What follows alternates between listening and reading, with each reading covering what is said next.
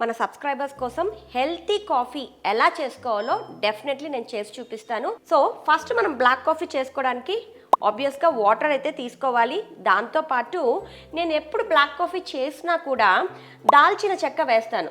నీకు తెలుసా రాఘవ, దాల్చిన చెక్క ఎందుకు వేస్తానో? చెప్పండి మేడం. ఎందుకు అంటే దాల్చిన చెక్క మన మెటబాలిక్ రేట్ని ఇంక్రీజ్ చేస్తుంది అండ్ బెల్లీ ఫ్యాట్ని మెటబలైజ్ చేయడంలో హెల్ప్ అవుతుంది అనమాట. ఫస్ట్ మనము వాటర్ని తీసుకోవాలి. ఈ బ్లాక్ కాఫీని చాలామంది డిఫరెంట్ వేస్లో చేసుకుంటారు. నేనైతే ఒక సింపుల్ వేలో అయితే చేస్తాను.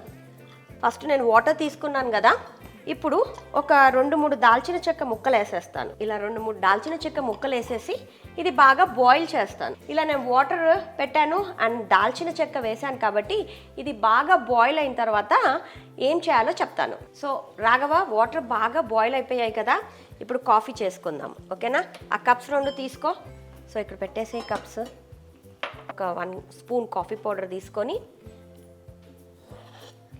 మనం బాయిల్ చేసుకున్న వాటర్ని దాంట్లో వేసుకోవడమే. Okay Raghava, healthy black coffee అయితే తయారు చేశాను కదా, మరి టేస్టింగ్ టైం తీసుకొని టేస్ట్ చేయి. మరి రాఘవాని ఒకసారి అడుగుదాం కాఫీ టేస్ట్ ఎలా ఉందో. ఎలా ఉంది రాఘవ? చాలా బాగుంది మేడం. చాలా బాగుంది కదా. ఇలాంటి వీడియోస్ కోసం మా ఛానల్ని లైక్ చేసి, షేర్ చేసి, సబ్స్క్రైబ్ చేయండి.